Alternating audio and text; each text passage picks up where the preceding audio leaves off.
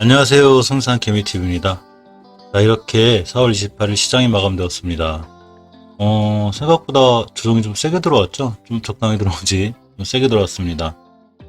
자, 지수 차트를 보면, 사실 오늘 21선 정도는 사수해주지 않을까 이렇게 생각했거든요. 21선이 1000포인트예요. 그래서 1000포인트는 지켜주지 않을까 했는데 1000포인트를 깨고 내려왔습니다.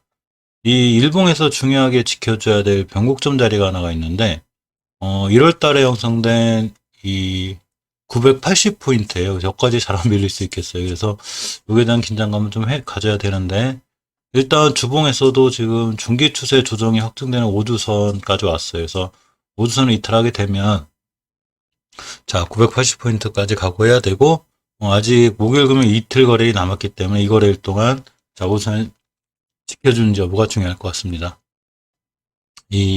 어차피 조정은 들어오기 마련인데, 원체 많이 올라왔죠. 3월 10일부터 한 주도 아니고 계속 올라왔기 때문에 코닥 시장이 당연히 들어올 조정이지만 좀 너무 급작스럽게 하루 2%씩 미루니까 조금 당황스럽기도 합니다.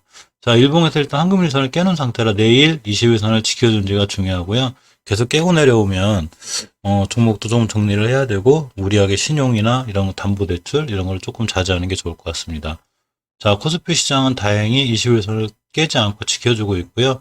예전 변곡점, 그러니까 5일선이 산처럼 올라갔다 떨어진 이 지점이 딱 20일선이에요. 그래서 코스피는 20일선을 깨게 되면 굉장히 위험해서 여기를 지켜주는 게 엄청 중요하고요. 주봉에서 이렇게 5선을 붙여놨어요. 깨진 않았어요. 아직 코스피가 조금 더 단단한 느낌이에요. 그래서 5주선만 이탈하지 않으면 5선을 잘 타고 올라갈 수 있어서 아직 추세가 크게 위험하거나 그런 건 아니죠. 어차피 많이 올라온 것에 대한 부담감, 이런 것 때문에 조정이 오는 거니까 당연히 올 조정이기 때문에 추세 꺾였다고 보기보다는 자 조금 이쁜 조정. 근데 하루에 너무 많이 떨어져가지고 그게 문제죠. 시간별 투자 동향을 보면 자 개인이 많이 매수했죠. 그러고 특히 외인 기관 쌍끌이 매도가 있어가지고 위험했고 연기금도 좀 매도가 있었고 코닥 시장도 보면 개인이 올라오면서 기관이 전부 다 매도를 했어요. 그럼으로 인해서 시장이 크게 밀렸는데 개인 매수세가 세면서 점점 더 이 시장이 약해지는 참 개인도 매수하고 기관인도 매수하면 좋을 텐데 희한하게 주식시장입니다. 어쨌거나 어차피 올 조정이니까 각오는 해야 되는 거고요. 하지만 생각보다 좀 한꺼번에 많이 오니까 좀 천천히 이렇게 오는 게 아니라 좀 그게 조금 실망스럽기도 합니다. 자, 매일 살펴보는 이 프레티지 바이오파마 바이넥스 끝에 박리까지 보는데요. 이 프레티지 바이오파마를 보면 기사 하나가 떴죠? 이렇게 보시면 이 프레시지 바이오 파마하고 사이티바, 이게 바이오薬품, 백신 장비 이런 거를 공급 계약을 하였습니다. 그래서 이렇게 사이티바 코리아 대표 최준호와 프레시지 바이오 파마 그룹 회장 박수현은 27일 오늘이 어제죠. 프레시지 바이오 파마 그룹 백신 제조소가 이천 충북 오송에서 전략적 파트너십 협약을 체결했다고 합니다. 뭐 이런 뉴스나 기사에 상관없이 사실은 항상 말씀드렸듯이 주식은 지켜줄 자리가 중요하다고 그랬죠. 지지해줄 자리가 중요하고. 자, 주봉에서 보시면 역시 5주선이죠. 이때 4월 9일날 5주선을 회복해줌으로 인해서 주식이 자 추세를 우상향으로 틀었고 이 5주선만 이탈하지 않으면 좋다고 그랬는데 이번 주도 역시 저점이 5주선을 꼬리가 딱 찍고 올라갔죠. 우리 5주선 이탈하지 않을 거야. 물론 내일 모레 이 거래일 동안 5주선까지 밀릴 수는 있어요. 그래서 5주선을 잘 지켜주는 게 중요하고 5주선만 이번 주에 잘 지켜주고 끝나면 역시 다음 주에도 5주선을 이탈하지 않는 한 추세를 잘 유지할 수 있습니다. 조금 앞추세의 이제 일봉 차트를 보면 저번에 거든 이 깨지 않아야 될 자리에 관했죠. 제가 전 영상에서 어디냐면 이렇게 5일선이 옆으로 둥그스럽게 간 이 부분이 있어요. 이 부분이 딱 요걸 가격, 이 가격을 기준으로 이렇게 급락을 했죠. 이때 가격이 31,700원대이기 때문에 앞으로도 31,700원대를 깨지 않는 게 중요한데 한번 밀렸죠. 이렇게 4월 27일 날 32,000원까지 왔다고 돌아나갔고 이 가격이 깨지 않았죠. 자, 오늘 5일선도 회복해주고 순간 급등을 했는데 한 14%까지 갔다 왔어요. 그래서 앞으로도 5일선이나 10일선을 심하게 훼손하지 않고 잘 타고 올라가야 추세를 유지할 수 있고 주봉에서 5주선을 잘 유지해야 자 주식이 꾸준히 상승할 수 있습니다. 항상 명심하셔야 될 거는 차익 실현할 때는 어느 정도 딱딱 차익 실현해주고 반 정도는 매도한다는 이런 전략이 좋아요. 물론 계속 들고 가서 크게 수익이 날 수는 있는데 프리티바이오 파마를 장기 투자로 뭐 5년, 10년 들고 가실 분들이란 모르겠지만, 그리고 꾸준히 떨어지면 또 매수하면 되겠지만, 일단 장기 단타로 들어갔을 때는 어느 정도 수익 났을 때 딱딱 실현하고 또 추후의 상황을 보는 게 좋고요.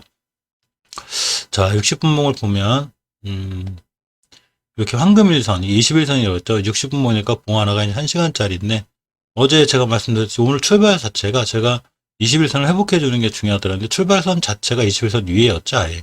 그러니까 급등이 나왔고, 지금도 위에서 잘 끝났습니다. 앞으로도 이 21선만 심하게 훼손하지 않고, 일봉에서 5일선만 훼손하지 않으면 단기적으로도 조금 좋아 보이는 게 프레시바이오 파마입니다. 하지만 이제 며칠 조정 들어올 때, 5주선 근처의 가격이 이렇게 밑에 노란 선이 하나 있어요. 황금일선 21선인데 이 근처 찍고 돌아 나갈 확률이 있어요. 그래서 이제 찍고 돌아 나갈 때가 또 새롭게 기다렸다가 중요하게 매수할 수 있는 건 타이밍이기도 합니다.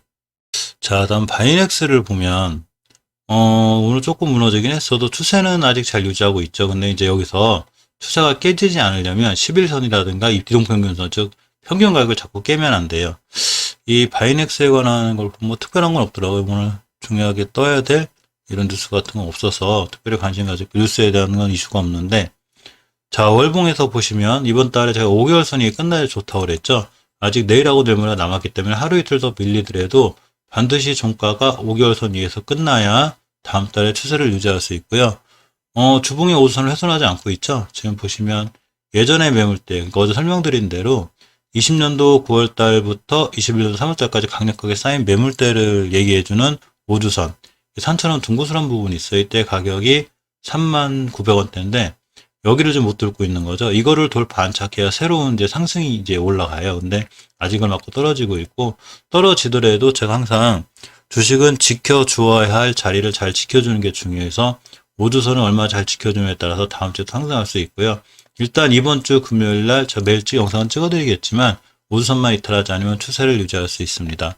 자, 일봉에서 보시면 오늘 5일선을 이탈했기 때문에 내일 10일선까지 밀릴 수 있겠어요. 그렇지만 10일선을 이탈하게 될 땐 그때는 그에 맞는 대응이 필요하고요. 대응이라는 게 별게 아니죠. 차익 실현할 거 딱딱 차익 실현하고 물량 줄일 거 줄이고 다시 돌아 나갈 때 또 추가로 매수하고 깨면 손절, 이렇게 다양한 전략을 짜서 이렇게 하는 게 좋죠. 시장은 우리가 생각하는 대로 움직이지 않죠. 개인이 생각하고 반대로 움직이는 게 시장이에요. 그래서 항상 전략을 짜서 들어가고 그런 거에 휘둘리지 않으려면 원칙을 지키는 투자를 하는 게 가장 좋습니다.